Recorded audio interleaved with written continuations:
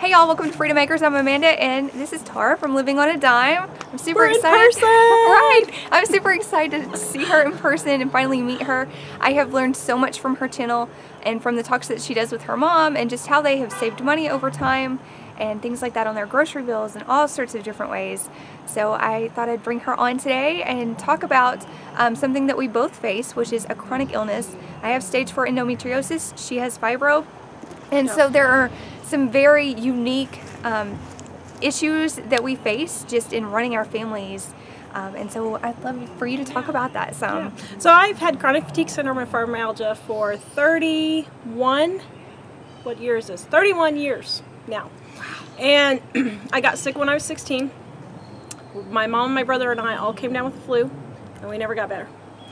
So, of course, they think it's viral, that attacked a genetic problem that, you know, of course, they didn't know back then. And so I've basically lived with it all my life. But I went on, I didn't just lay in bed, which if you're laying in bed, I'm not saying you can't lay in bed. I'm just saying that I'm type A, I had stuff I wanted to do, and so we still had 4 kids, 4 biological kids. I have 1 adopted, 4 biological. And I still went on to keep doing things, but it didn't necessarily mean that it was easy. No. And it's not, is it? No, it's not. And you have more kids than me, so I don't know how you do it. Yeah, I don't. I'm in bed, laying down, mic'd up, and that's it. I do have a supportive husband who will go and do the dishes when I need him to. He'll go and, you know, put a load of laundry, vacuum, clean the bathtub, toilet if I need him to.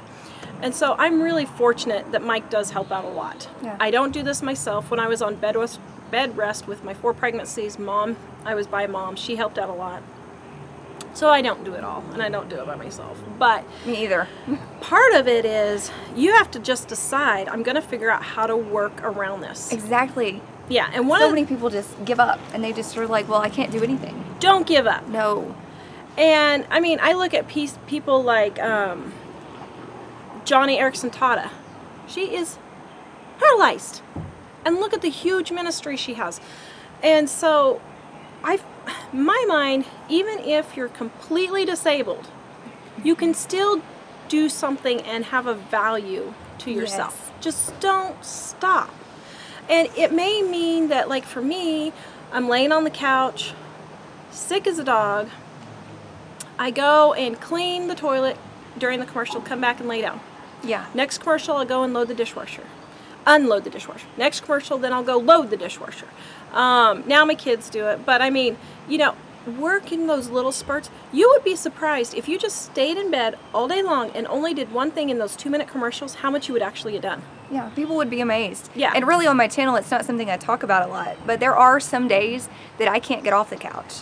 And we have these pitiful moments where we either read or we watch a little TV, and you know, my daughter's just there with me and she'll bring me toys thinking it helps mommy feel better, and it's really pitiful sometimes, but you just have to power through that. So don't give up if you're in that situation. And it's okay to be depressed and discouraged. Yeah, it happens. But don't stay there. No. And here's the tip that I always give a lot. Now, it was kind of a catch-22 for me.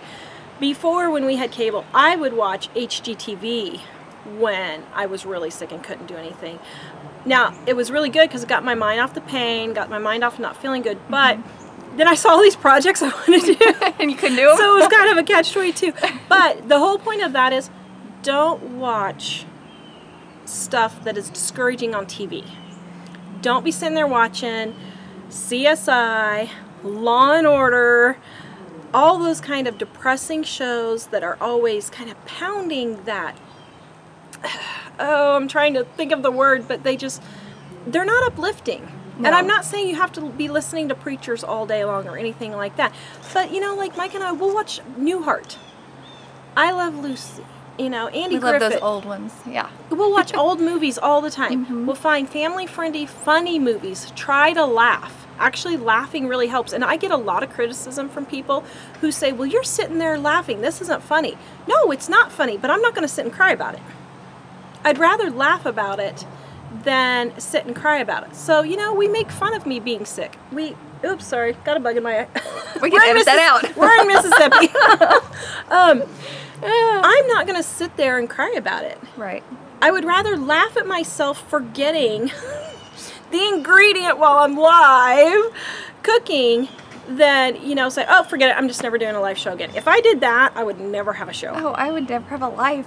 Yeah. I wouldn't be able to garden Yeah. or anything. Yeah, so I think that's the big one. There are so many failures, and you just have to get past it. You have Yeah. to just be like, okay, this is who I am, this is how I have to live, and Yeah. get over it. Yeah. And not get stuck in that pitiful place. Yeah. Just get over it. Yeah, and another tip that I did, I'm a type A perfectionist. Not good. I finally got to the point, because a lot of type A people have CFS and fibromyalgia. I think it's just the stress I think so. doing that. Yeah. There's something genetically stressful in our system with that. And I started, and this is going to sound crazy, making sure that when I do things, it's not perfect. So What? like, I know. I'm not there yet. So what I do is if I'm painting a bedroom or Oh. something, which is really hard, but if I'm painting a bedroom and I accidentally, now I don't just put a whole splat all over the place, but like in a corner or something, I'll leave a little bit of paint on the molding and I'll leave a little bit of imperfection to get myself trained that it does not have to be perfect. That's It good advice. really doesn't. Yeah. Because sometimes I drive myself crazy thinking, okay, well, this isn't right. I got to redo it. Yeah. And really, you don't have to. Certain things really don't matter like that. No, and it really does. And like good I made advice. Hot Pockets on the show the other day. I kind of really just threw them together. Was not crimping the edges real pretty or anything, but I was showing you can do it and get it done and be quick, and your boys will still come in and devour it. Yeah, sometimes just getting dinner on the table is a huge, Yeah. huge Yeah. thing.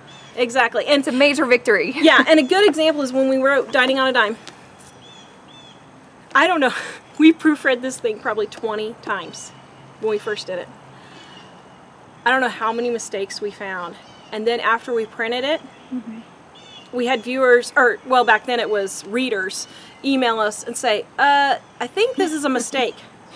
Oh no. We got over our perfection real quick. I bet. This has been out for 20 years next year, and we are still finding minor mistakes, Really? but we're still finding mistakes. Wow. Yeah, it's crazy. So if you're a perfectionist, get over it. Get over Girlfriend, yourself. get over it. It is not worth stressing yourself out. And life is too short. Yeah. And I see a lot of people really making themselves physically ill with their perfectionism. And so I really want to encourage you, don't stop. Just stop. Get over it. Yeah. So Thank you for being on today. I thank appreciate it. you. Yes. So you're doing good. Thank you. You're doing good. You told me your story. You're doing good. Thanks. I'm impressed. Thank you guys for stopping by. Visit us at Yes. livingonadime.com. Yes, you need the cookbook. And on YouTube too. The cookbook. Yep. Yeah. Oh yeah. Dining. Bye. Bye.